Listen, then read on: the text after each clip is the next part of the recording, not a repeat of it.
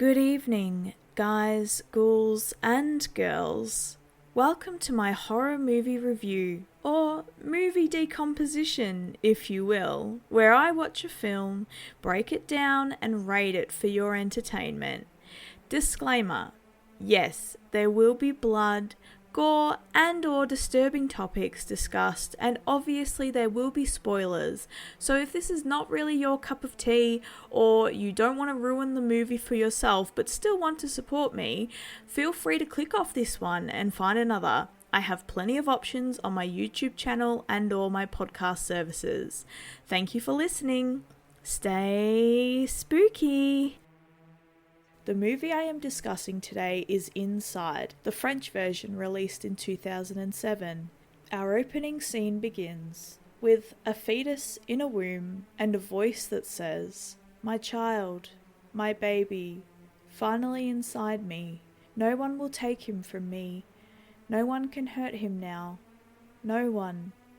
The music then intensifies as we hear glass smashing and the baby's face crashes up against the camera, then red. It's just blood. We're introduced by what had happened as the camera pans to a blue car with smoke bellowing out of the hood and another car that had T-boned it on the side.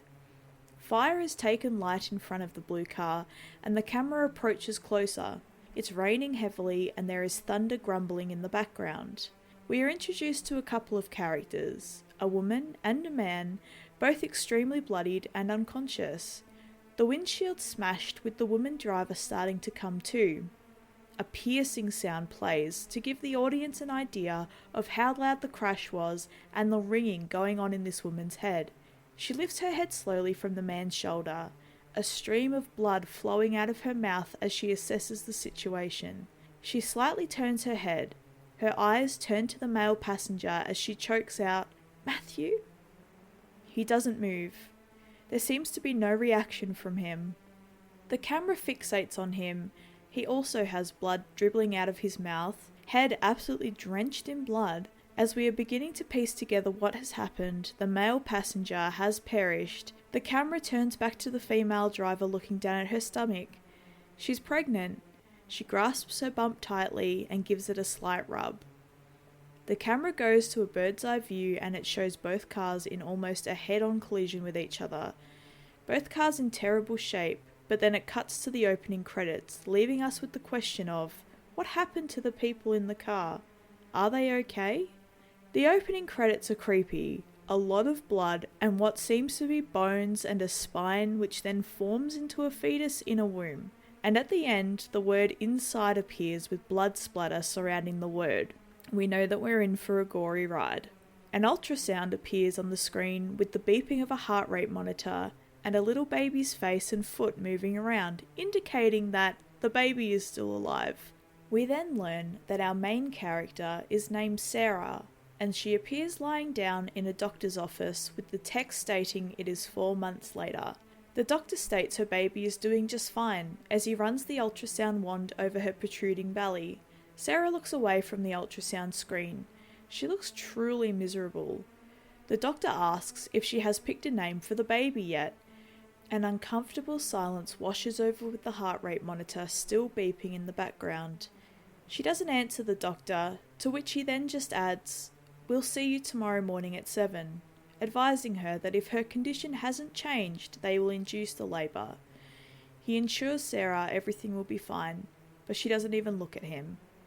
The doctor asks if there's someone that can bring her in the morning as she wipes the gel off her stomach. He adds that they would normally have ambulance services, but since it is Christmas, everyone has gone home. Sarah finally replies to him quite abruptly and tells him that she does indeed have someone taking her to the hospital. She thanks the doctor, sits up, stating she'll see him in the morning. Sarah sits in the waiting room. A nurse sits down with her, talking to her about the troubles of pregnancy that she experienced, advising she'd been pregnant 4 times as she pulled out a cigarette. She tells Sarah the first pregnancy is always the worst. The nurse then adds she was in 13 hours of labour, only for it to come out as a stillborn. We are then introduced to a female character who is there to pick Sarah up. Obviously, Sarah hasn't managed to get a car within 4 months, and we learned that her name is Louise. As they are walking away from the hospital, Louise talks about how glad she is that Sarah took the day off, as she is relieved that Sarah is not near the rights to photograph. Sarah clearly seems frustrated and just tells her is a bunch of burning cars. Louise then mentions how nice Jean-Pierre is to Sarah, asking if he and her had ever hooked up, but Sarah snaps at her and says he's her boss. Louise prods a little more, stating she was hoping to have been introduced to him one of these days. Sarah doesn't even respond. Louise, changing the subject, asks her what she'd like to do, suggesting Christmas dinner at her place or Sarah's. Sarah responds rudely that she doesn't feel like it and wants to be alone and walks away. Sarah sits on a park bench, a scarf wrapped around her neck with a matching beanie, her face looking just as miserable as it has been since the start of the film. She sits and sniffles, watching a mother and father play with their toddler in the park. She pulls out her camera, taking the cap off the lens, and she begins to snap the happy family. Jean-Pierre appears and sits on the bench next to Sarah. His phone rings and he walks away yelling down the phone. After the disgruntled call, he sits back down, complaining no one is near the rights to cover the story for him. He then asks Sarah how she's been doing, and adding it has been rough without her to cover the riots. She doesn't even respond to his comments. Instead, she pulls a set of keys out of her bag and hands them to him, asking him if he can be at her place by 6 a.m. He agrees, and the two walk off together, with her stating she couldn't care less about Christmas and that she'd rather be alone that evening. Sarah is dropped off at her home. Everything is seemingly normal. We learn that she has a black, whiny cat that greets her as she unlocks it and opens her door. We do have some eerie music, and the weather is still very overcast and gives us a sense of sadness. It becomes evening. Sarah is sitting up on her couch on the phone to her friend Louise, assuming it's the same Louise we'd met earlier. Sarah states to her friend that she doesn't want Louise to come over to the hospital that following day, reassuring her friend that she is fine by herself.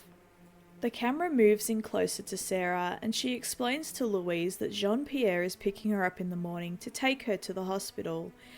Louise, seemingly disgruntled, Sarah abruptly says goodbye and hangs up her phone. The camera pans to the outside of the house, showing the sky darkening as it becomes later in the night. Sarah, in her house, closes a door to the black room, which has developed black and white photos of her and her husband Matthew, scattered on a pinboard on the wall. Sarah stands and stares at it. We see Sarah's face. She looks empty and sad as she glares at these images on the wall, wondering what could have been if the accident hadn't stolen her partner away. She cracks a little smile as the memories wash over her, and she slowly rubs her belly. Another hand appears from behind her and also holds her belly to indicate she is imagining her husband being there with her. It shows Matthew standing behind Sarah, kissing her neck, and as Sarah slowly lifts her face to kiss Matthew, we are then revisited with the scene of the car accident, Matthew's head smashing against the glass. We see Sarah, alone again in the black room, tears forming in her eyes. She looks down and then leaves the room. Next scene, Sarah is sitting on her rocking chair, holding her stomach and slowly rocking back and forth. She looks exhausted as she sits, rocking with her eyes closed. Some time passes by and she starts to knit, but after holding the garment up she notices a hole and sighs, "Damn it," and puts the needles and wool down. She starts rocking again and eventually puts herself to sleep, dropping the needles and wool on the floor beside her. The camera pans closer. It is silent, and after a minute of uncomfortable silence, Sarah awakes, struggling to breathe and is coughing. She struggles to get oxygen, falls to her knees off the rocking chair and begins to vomit. We are then shown Sarah on the ground, lying on her back, her mouth open extremely wide and almost like a water fountain appearing in her mouth. Blood, and then a baby appears out of her mouth. It's obviously a dream. Sarah wakes up to the doorbell ringing. She isn't expecting anyone, as all of the people that vaguely wanted to help her, she told that she wanted to be left alone. Sarah gets up and slowly walks to the door. The bell rings again. She looks through the peephole. There is a silhouette of a person, and says out loud, "I can't see anything," referring to features or who it may be. She leans on the door, listening, and the person bangs on the door. She asks, "Who is it?" The audience can tell she's frightened by the tone in her voice. A female voice replies, explaining that they are sorry to bother her on Christmas Eve, but they have a problem. They then ask to come in and use the phone.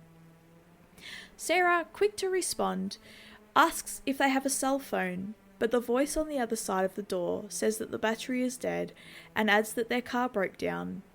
Sarah lies, advising the person that her husband has to work in the morning and he's already sleeping.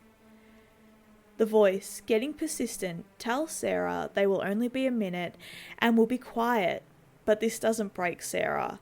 She tells them no and apologises. She advises the person to try houses in the area, and the person is not taking no for an answer. She begins begging Sarah, telling them that she doesn't want to be left alone outside with all the violence that's been happening at the moment. Sarah, now aggravated, raises her voice and repeats that her husband is sleeping. This is where it gets eerie. The voice responds calmly but firmly, "Your husband is not sleeping, Sarah. He's dead." Sarah, clearly taken back by what the person has said, she even asks, "What?" The voice adds, "Open the door, Sarah." Sarah backs off the door and asks who they are. Hand on her face, she is freaked out. She even asks how they know her name. The voice responds, "Open the door and I'll tell you." The banging starts again. Sarah threatens to call the police. She looks out the peephole of her door and the figure is gone. She walks away. She's scared. She looks out the other windows but can't see anyone outside. She pulls open one blind that reveals Christmas lights on her neighbouring house, but no one is there. Sarah slowly walks back towards her living room, grasping her stomach in pure disbelief. She turns off the light and then hears another bang. She gasps, turns around and sees a figure of a human standing in the window. Sarah has her cell phone. She is staring right at the figure as she lifts the phone to her ear. She is calling the police. She tells them in a panicked voice that there is a strange lady at her door and pleads for them to send somebody as soon as possible, adding she doesn't know what they want. The camera pans to a black-gloved hand on the glass and Sarah telling the police that the woman knows her name and that she knows all about her. Sarah adds that she's pregnant in an attempt to get them to hurry up. We are then faced with the woman. She lights a cigarette and we get a brief look of her face. She's not too old, I'd say late 20s, has dark hair and is wearing a big coat with black gloves. She looks straight up at Sarah. Sarah slowly lowers the cell phone from her ear and stares back at the woman as she ends the call. Sarah threatens how soon the police will be there. "In 5 minutes," she yells out. The woman, taking a puff on her cigarette, the burning end lighting up, giving off a very dark, ominous feel. Sarah replays the voice of the woman on the phone, advising her to keep all windows and doors locked, but we learn quickly that that is not stopping this woman. The woman outside punches the glass, leaving a shattered circle where she hit it.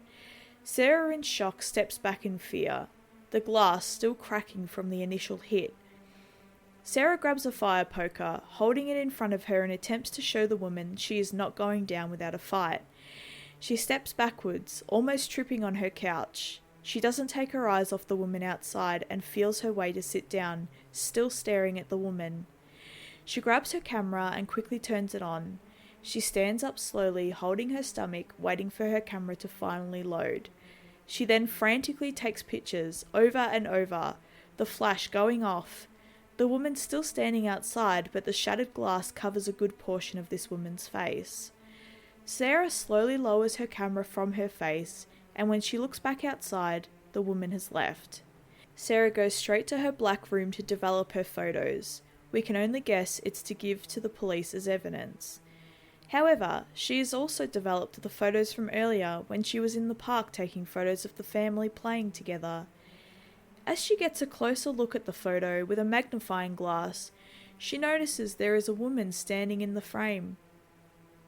The doorbell rings. The police have arrived. We see flashing blue and red lights from outside into the house. Sarah answers the door and there are 3 police officers to greet her. One goes off and checks out the perimeter, while the other 2 step inside. Asking Sarah if she lives alone, Sarah answers yes. The female police officer asks, "A guy not wanting to be a father?" smugly, and Sarah quickly replies, "It's not that simple." The second officer, the male, asks Sarah who the woman was, but Sarah replies that she didn't know, but that the woman knew her name. The female police officer says, "It is on your mailbox right outside," but Sarah tells her she knows other things about her. The third policeman that is outside doing a sweep has his flashlight and is still looking around, but he doesn't seem to be finding much. We're back in Sarah's lounge room and she's sitting with the female officer. She asks Sarah if she was sure it was a woman, asking if she got a good look at her face or not. Sarah says she stayed out of the light, but she did try to take some photos and handed them to the police officer. Sarah explained that it was dark and that they were the best that she could get. The officer admits there's probably not much they can do with it as the image is too dark. She hands it to her partner and he looks at it, shaking his head, and hands it back to Sarah. The other police officer enters. He exclaims that there's no one around and tells Sarah not to worry. He's sure she's left. He tells Sarah he's going to lock her in for the night, trying to make her feel a sense of security. The female officer tells Sarah they've notified night patrol and everyone else that is already on duty. She places her hand on Sarah's shoulder and tells her that they will also be posting a bulletin to ensure someone is checking on her throughout the night to make sure she is okay. Sarah thanks them and the 3 police officers leave. Sarah locks the door behind her. She has the TV on. It is showing the news and the riots that are happening at the moment. She falls asleep on the couch with her cat. The camera pans in closely and the cat is meowing, growling, and that wakes her up. Sarah is annoyed, but as the camera slowly backs away, we get a glimpse of the other woman standing in the background. She is inside Sarah's house, but Sarah doesn't know that yet. Sarah pulls her phone out from under the couch pillow. She calls Jean-Pierre, but gets through to his voicemail. She tells him about the weird encounter she has experienced for the evening and asks if he may be able to enhance a couple of her photos tomorrow. She ends the call, slowly climbs her stairs. Sarah is laying in bed. She's wide awake and she's holding her stomach.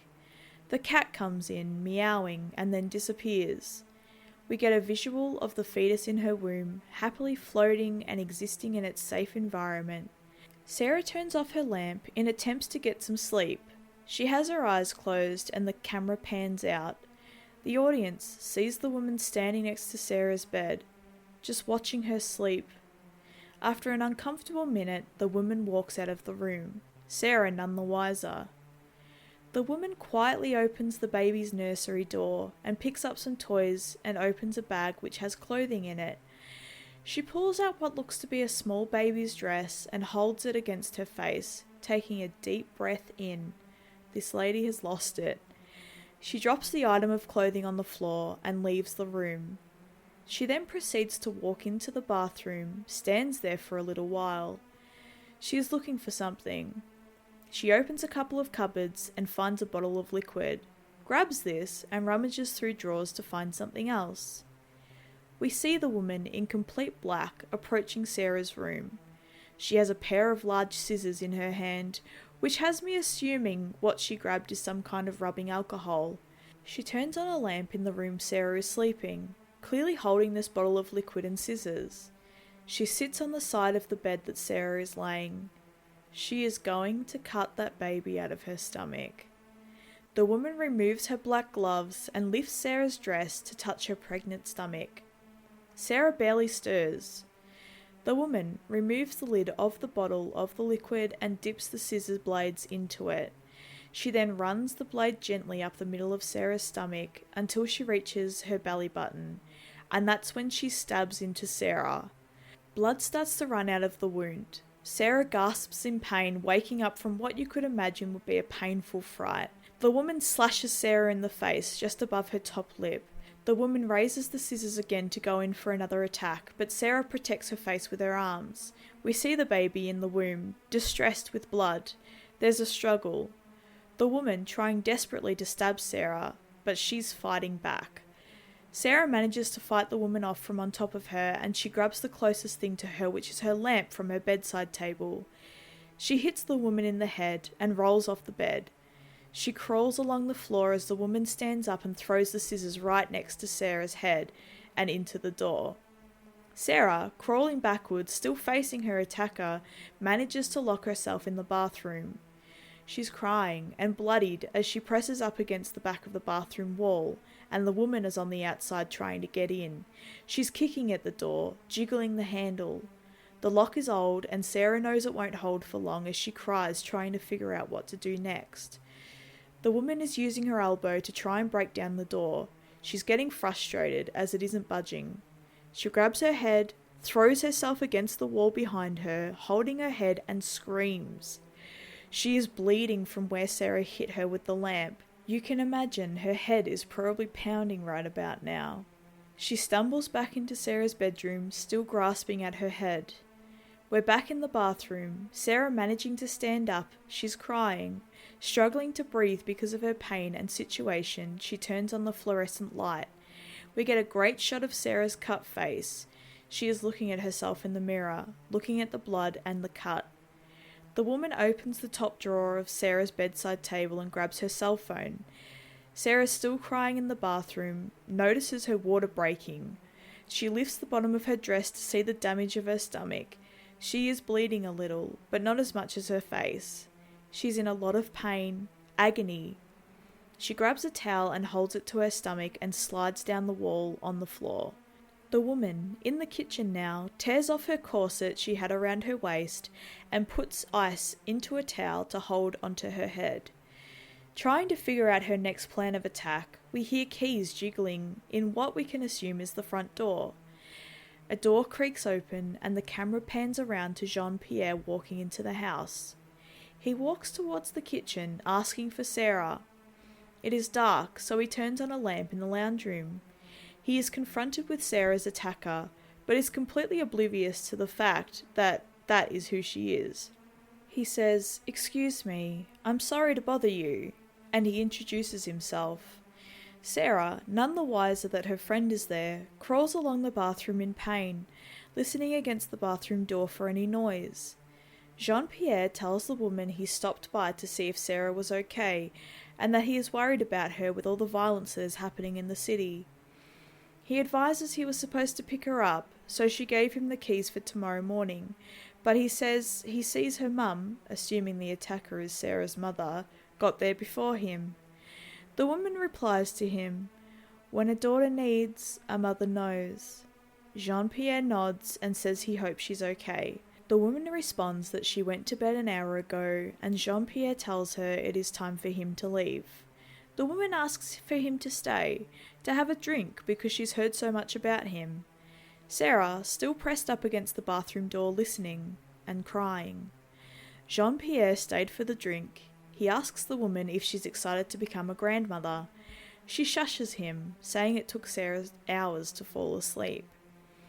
Jean-Pierre tells her not to wake Sarah, and the woman starts talking about how difficult the accident has been for Sarah. We are now learning that this woman knows a lot about Sarah. She knows about the accident and how traumatic that has been. So now we know that she has been stalking Sarah for quite some time.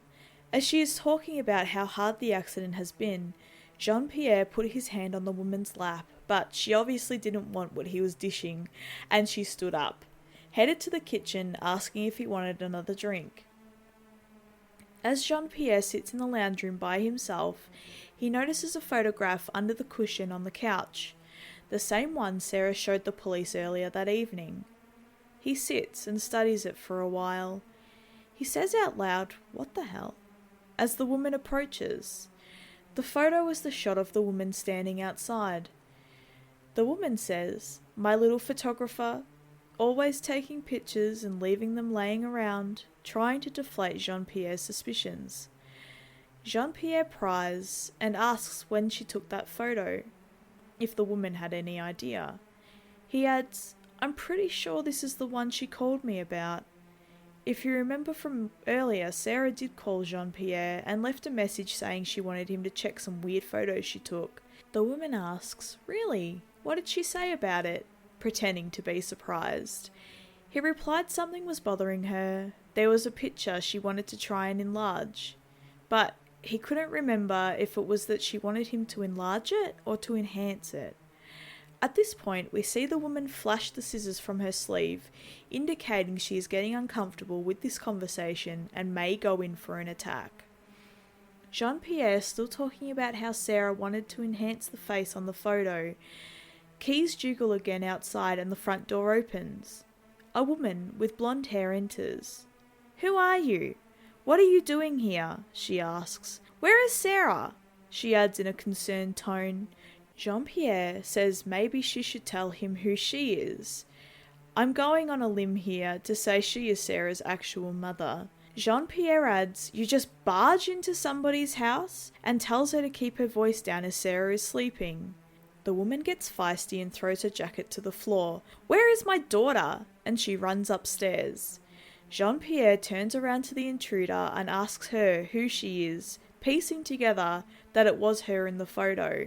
Sarah, still in the bathroom, climbs to the drawers on her vanity and grabs something she can use as a weapon. She hears footsteps approaching the bathroom. She's worked herself up to defend herself. Her mum asking at the bathroom door, "Sarah?" But before Sarah can register it was her mum, she unlocks the bathroom door and stabs her mum right in the neck with this sharp object she'd found. Jean-Pierre hears the stir from downstairs and he asks if everything is alright. Sarah pulls out the object from her mum's neck. Blood shoots out. Sarah looking her mum right in the eyes as she falls against the wall, blood gushing out of her neck and mouth. Sarah, realising what she's done, collapses to the floor in agony. Jean-Pierre reaches the start of the staircase, asking after Sarah. He begins walking up as he hears Sarah crying. He sees her dead mother on the floor and Sarah crying, asking him to help her. But at this point, Jean-Pierre falls down the staircase yelling out in pain. The intruder has stabbed him through the knee.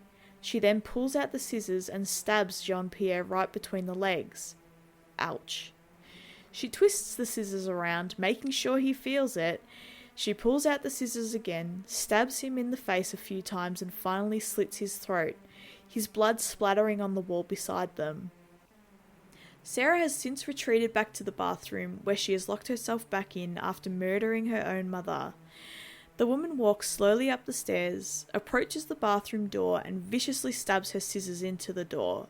Sarah, sitting against it, would have felt the full force of that. The woman yanks the scissors from the door and retreats downstairs. She drags Jean-Pierre's body down the stairs with her. As they get into the lounge room, Jean-Pierre resurrects from the dead and starts yelling in pain, blood gushing out of his mouth. The woman grabs a pillow from the couch to suffocate him, but this wasn't quick enough for the attacker, so she stabs the scissors through the pillow into his face. She really twists the scissors around, ensuring he is a goner now. Sarah comes out of the bathroom cautiously and she stumbles into her bedroom. She goes straight for the top drawer of her bedside table to find her cell phone. The intruder hears her. She knows Sarah is not locked in the bathroom anymore. Sarah can't find her phone in the drawer as the woman took it earlier. The woman starts back up the stairs. Sarah, breathing heavily, rushes to get back into the bathroom as soon as possible. However, the woman grabs for her.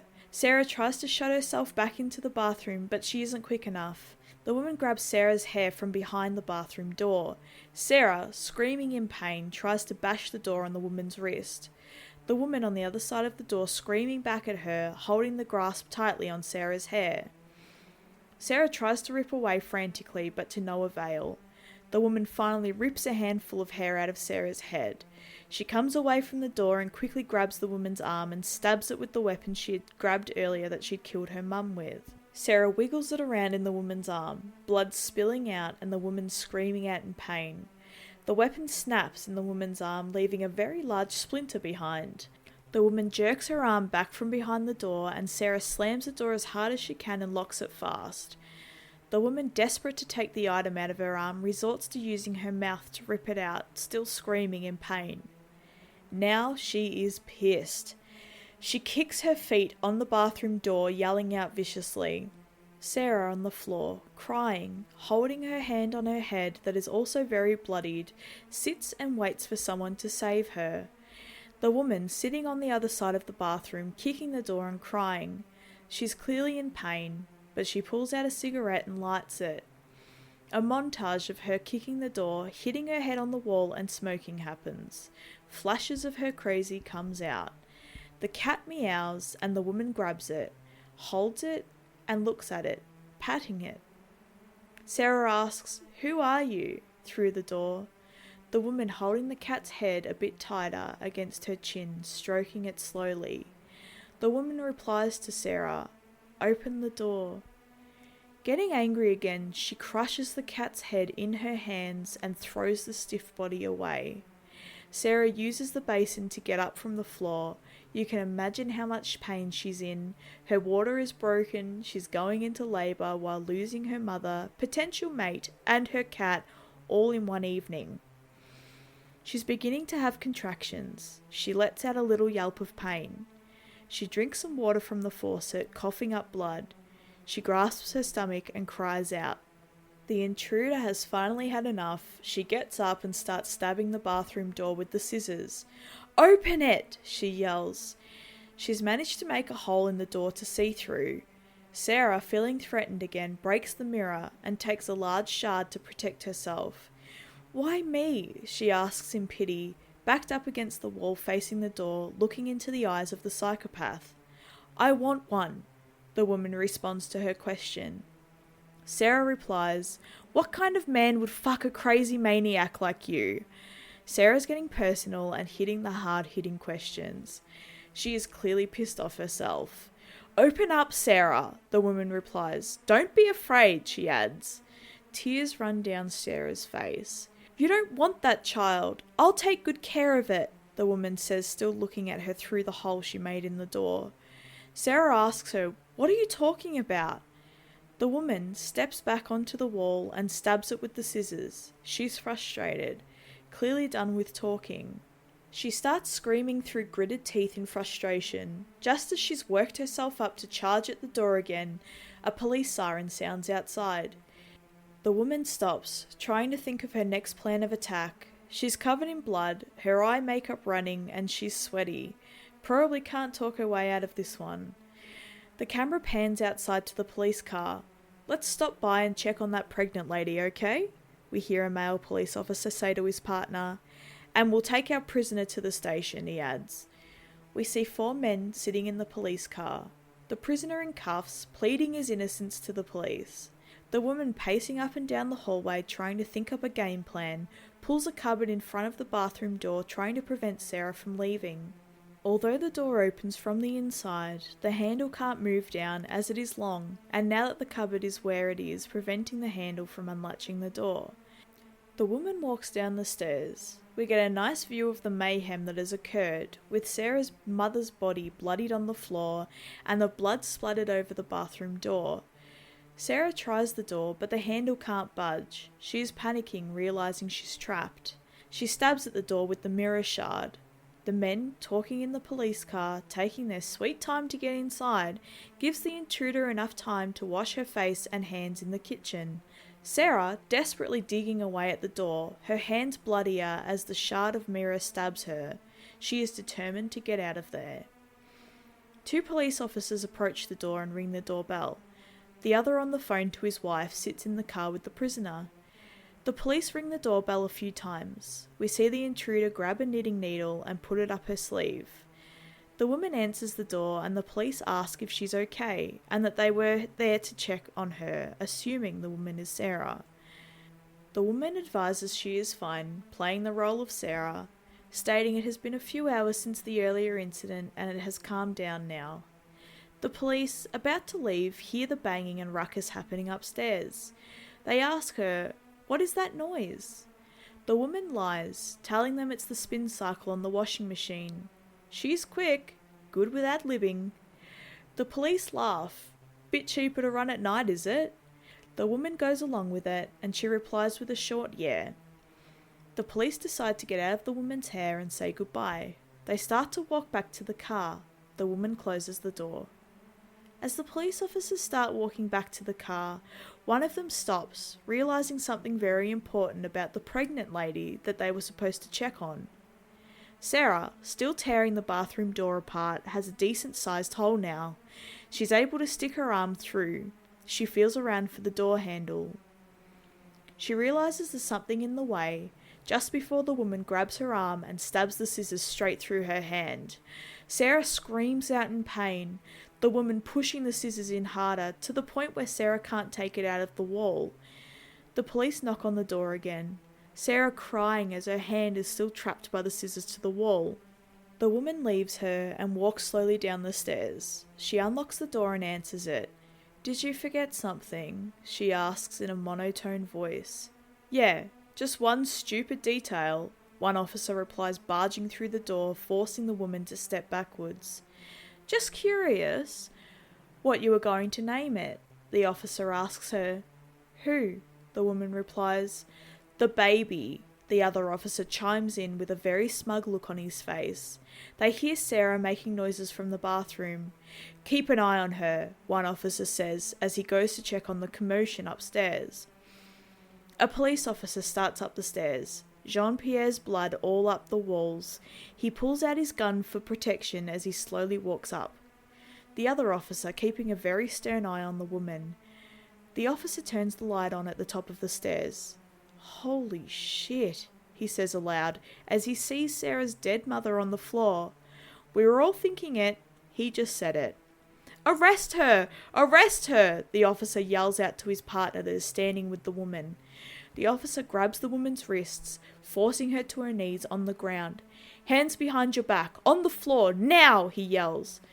Little does he know, she's got a little something up her sleeve. Literally. The officer upstairs sees Sarah's hand, trapped by the scissors to the wall. He approaches, putting his gun back in the holster, and says to himself, "It's a fucking war zone." Truer words have never been spoken. The officer downstairs is attempting to arrest the intruder. The officer upstairs tells Sarah he is the police, and he removes the cupboard from in front of the door. We are then shown to the officer downstairs trying to cuff the woman, but she quickly grabs the knitting needle from up her sleeve. The officer yells, "Don't move!" but she stabs him right in the eye with the needle. The officer upstairs is telling Sarah he is going to have to remove the scissors. It's the only way that he can help her. He pulls them out, blood gushing out of her hand. She falls to the floor in the bathroom. The officer wriggling the handle to get in, but the door is still locked. Sarah, struggling in pain, manages to reach up to unlock it. The woman downstairs pulls the needle out of the officer's eye and stabs him in the neck. Sarah's taking her sweet time to unlock the door, and we are shown to the gun in the dying officer's holster. Sarah gets the door open for the officer. He kneels down to her level, truly taking in the horror of what poor Sarah has gone through tonight. Just as he says, "Oh my God," his head is blasted by a bullet. His blood and brain matter splatters all over Sarah's face. She screams out in disgust and pushes the officer's body off of her. Sarah manages to close and lock the bathroom door for the millionth time. "You're not learning your lesson here, love." The intruder, fed up with this too, shoots at the lock on the door. 4 bullets later, the other police officer hears the gunshots and decides he better head inside. He tells the prisoner that he's going to have to come along as he can't leave him in the car alone. The prisoner is surprised. The woman now easily opens the door. The officer outside cuffs the prisoner to drag him in with him. The woman stares into the bathroom, Sarah hiding behind the basin with the shard of mirror. She steps over the officer's carcass and moves into the bathroom slowly. The woman hears a noise downstairs. The front door is opened. She stops what she is doing and looks back out the doorway. The officer sees his partner dead on the floor. He is handcuffed with the prisoner, so as he knelt down, the prisoner had to as well. The prisoner, realising he has been brought into a shit show, wants to escape. "Let me out of here," he pleads. The woman walks out of the bathroom. The officer cocks his gun, preparing himself. He shuts the front door and starts heading up the stairs. He has armed the prisoner with a gun also. The two get upstairs and see the second officer, and the prisoner spews at the sight. The officer spots Sarah, the prisoner saying they need to get out of there. The officer kneels down to Sarah, asking her if she's okay and to calm down, her face covered in blood. The prisoner still spewing. The officer tells him to pull himself together. The officer reassures Sarah he'll be back in a second. He asks the prisoner if he knows how to use the gun, as we see the woman walk past in the background in front of the bathroom doorway. Sarah stays behind the basin in the bathroom, keeping a lookout for the woman. She moves to the wall, facing the doorway. She's crying and holding her stomach. The police officer and the prisoner return, Sarah shaking, and asks if the woman is gone in a concerned voice. The prisoner, armed, is keeping watch with his back to the officer as the officer comforts Sarah. He advises Sarah that the woman has escaped through the window in her bedroom. Just as he says this, the power in the whole house goes off. Sarah yells, "She's still here! She's still here!" The officer has a flashlight and he tells them all to calm down. He asks Sarah if she has a fuse box and asks if she knows where it is. She replies it is downstairs, so that's where they head. He leaves her a gun and takes the shard of mirror from her hand. She is bleeding a lot, so he asks if she has bandages. He rummages through the drawers, he wraps her bloody hands up to stop them from bleeding, and tells Sarah he is going to find the breaker and turn the power back on. Sarah confesses she killed her mother. The officer comforts her more and tells her it's okay. The prisoner begging the officer that they should get out of there. The officer's telling him to shut up. Sarah cries as the officer takes his jacket off and puts it around her, telling her he's going to call for an ambulance and back up from his car. He asks if she can walk and tries to get her up to put her into the bedroom for her to wait for them a little more comfortably. The two help Sarah up off the floor and walk her to the bedroom. She stands in the doorway, anxiously awaiting their return. We get a close-up of Sarah's bloodied face. She hears their footsteps going down the stairs and she waits in complete silence and darkness. She turns around and slowly shuffles to her bed. The police officer and the detained are walking around downstairs. The only light is the flashlight from the police officer. They are in the lounge room and find the breaker. The officer opens the breaker box and looks in. We are then back to Sarah. She notices water on the floor in her bedroom but doesn't think anything of it and lays down on her bed. She has the gun next to her and she just lays, eyes wide open, covered in blood. She looks like she's just trying to figure out what this night has become. Her white nightgown is stained blood red, her face gone from sad and sorry to stunned almost. The officer, talking to the prison, tells him as soon as the lights come back on, he'll let him go. They hear a noise which instantly put them both on edge. They are looking around, the police officer armed with his gun and the prisoner shining the torch around the room. The officer feels a gun at his head and he slowly turns to look. We are then back in the bedroom looking at Sarah sprawled on her bed as we hear 2 gunshots. Then we hear the prisoner yell out to Sarah, "Hey, lady, she's still here!" The prisoner is shown shaking the police officer, telling him to wake up. He's still cuffed to his wrist, so the prisoner can't escape. The prisoner is yelling, "Where the fuck are your keys?" as he rummages through the officer's pockets. We see a silhouette of a human walk past in the front of the camera. They are not alone. The prisoner shines a light in the direction and sees the woman. She walks over to the prisoner, grabs his face and shushes him. She has him by the neck. We see her raise the large pair of blood-stained scissors she's been using as her weapon of choice. The prisoner yelling out as she then strikes him straight in between the eyes, the scissors sticking out of his head. Blood streams down from the wound. He is gasping. We see his hand raise up to the scissors and he yanks them out. The wound pouring out blood, he stares into nothingness and he waves the scissors around in front of him. The woman approaches him. Cigarette in her hand, he is trying to protect himself, but due to being stabbed in the head and losing a lot of blood, he can't conjure up enough strength. At this point, I'm surprised he even knows what is happening still. He falls forward, the woman still smoking just takes a little step out of the way and has a very evil grin on her face. She stands and watches his life end before her. A light appears on Sarah. It's the woman with the flashlight. She runs her hand up Sarah's stomach and kisses it. It also gets a little sexual here as the woman climbs on top of Sarah and kisses her on the neck, and then on the lips, only for Sarah to bite her bottom lip. Hard. The woman screams out in pain as Sarah rolls off the bed to escape her. The woman spitting out blood and holding her mouth in agony. It's about time she got attacked again. Sarah gets up and bounces off the door out into the hall. She makes her way down the stairs slowly as she's still in a lot of pain and labour. The woman, still crying, stands in the doorway of the bedroom upstairs. Sarah makes it to the front door and tries to unlock it. She's still trapped. She sees the officer that was stabbed with a knitting needle in the head. Sarah bends down and she rips it out. She still has a bit of fight in her. Sarah walks to her lounge room. The woman says her name and she turns around and gets hit in the face. This knocks Sarah straight to the floor. Sarah holds the knitting needle out in front of her to protect herself, but the woman kicks her hand down. The woman kicks Sarah in the face, not once but twice.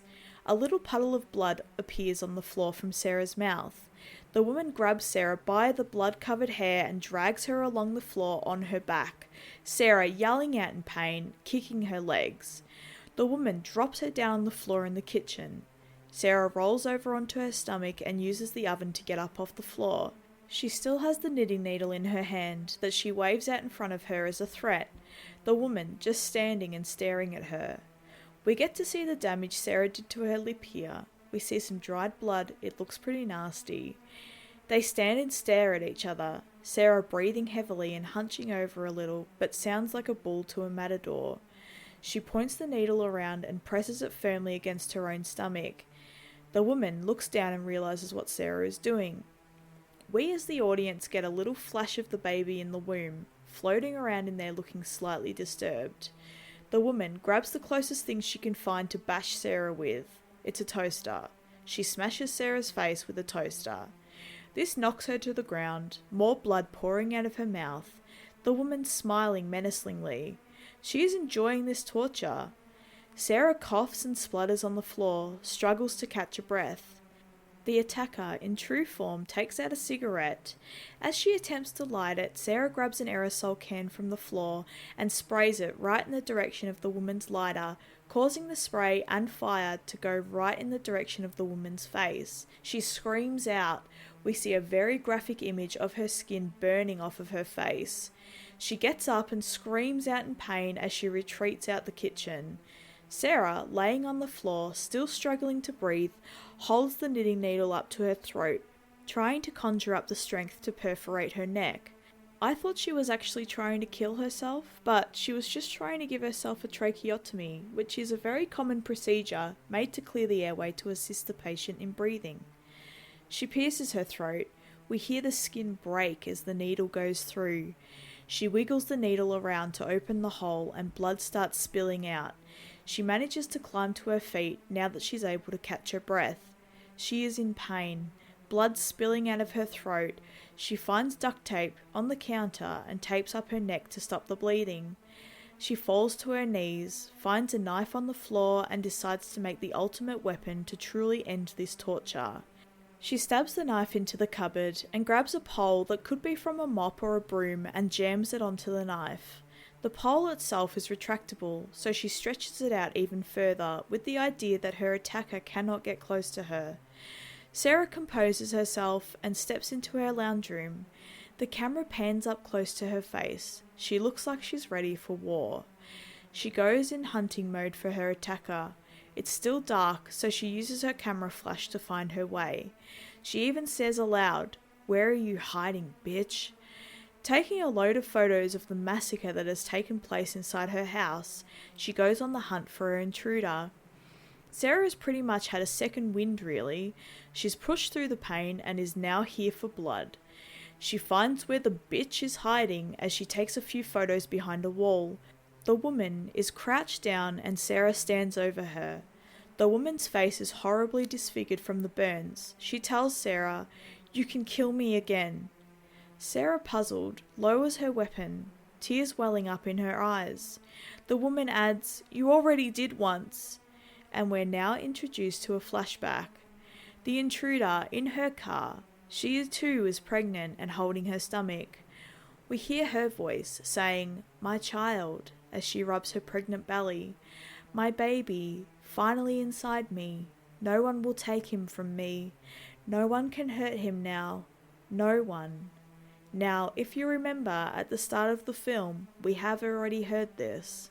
We then see her lose control of her steering, then a flash of her baby in the womb hitting the inside of her stomach very hard. We see blood in her stomach surrounding the fetus.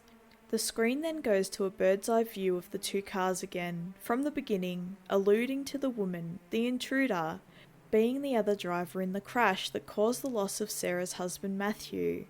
Sarah replies to the woman, "They told me there were no survivors," holding back tears. Sarah then shoots more photos of the woman, the flash blinding her. Suddenly the lights come back on.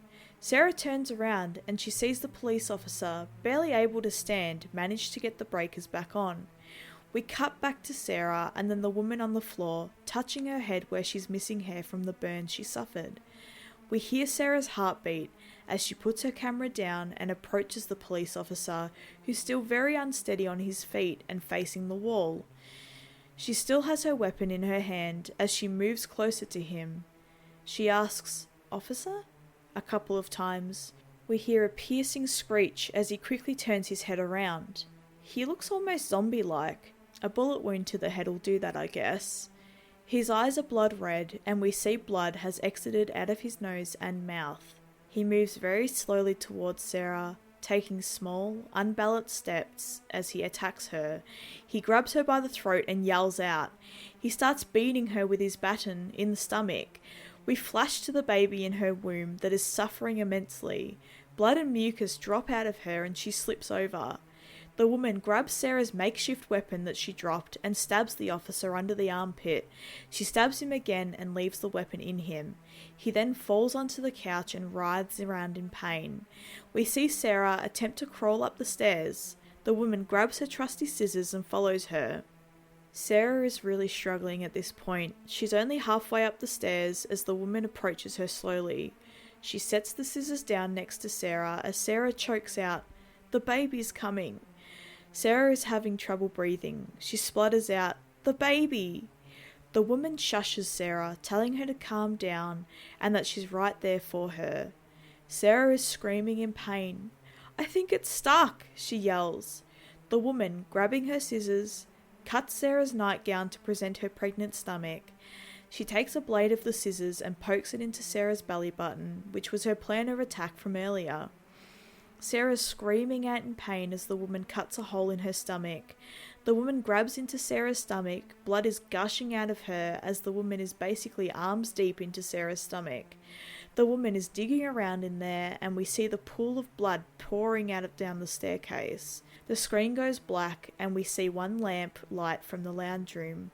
The woman holding the baby she fought so hard all evening to take from Sarah. The baby is not making any noise at this point, so I'm not convinced it survived. The woman sits in the rocking chair, baby wrapped up in a blanket. The woman rocks and we finally hear a small cry from the baby. We are then shown what is left of Sarah, her stomach left with a gaping hole of where her baby has been torn from her. Obviously, our attacker is no surgeon. It is an absolute bloody mess. The umbilical cord and the hole in her stomach is all you can really make out at this point. The camera slowly pans up Sarah's body. She is completely covered in blood and extremely dead at this point. The woman is still rocking in the chair with the baby. She kisses its forehead gently as the baby lets out a few noises. The camera pans out backwards and the screen goes black. And that, guys, ghouls and girls, is how the movie ends. My thoughts, opinions and perceptions. As someone who enjoys gore more than just scare or slasher horror, this was worth the watch as I felt like I was drowning in blood. The whole film, you're rooting for this poor, lonely pregnant woman to get through this safely and alive, but it did leave the question on my mind, did she truly want this baby? Did she truly want to bring it up all by herself? Or was all this fight really just for herself? Obviously, the loss of her husband is tragic, and I wouldn't expect a baby could take that loss and sadness away, but she really didn't seem like she wanted it or was that excited about having it. I could have had that all wrong, and maybe it would have just been different if she actually lived and gave birth. But in a completely messed up thought process, the other woman really went through a shit ton of trouble to have a baby. Granted, it wasn't her own, but I guess she felt like Sarah owed her that one due to the accident. Maybe she blamed her for the crash and the loss of the baby. It is also very unusual for the bad guy to win, so that was also a very interesting twist. I give this film 8 out of 10. The acting was fantastic, there was a great amount of gore, and they got very creative with weaponry. Very resourceful. Thank you for listening.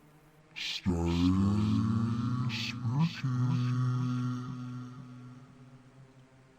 Do you like someone that goes from topic to topic and tries to think of interesting things to say? Well, look no further than the Chaotic Neutral podcast, where I, your host, have on solo episodes and collabs like with podcasters, and have fun while I do it. I like to talk about things from cats to drinking 2 quarts of apple juice just cuz. And if you are interested in my podcast, you can follow me on Twitter at KONeutralPod and Instagram at Chaotic Neutral Pod.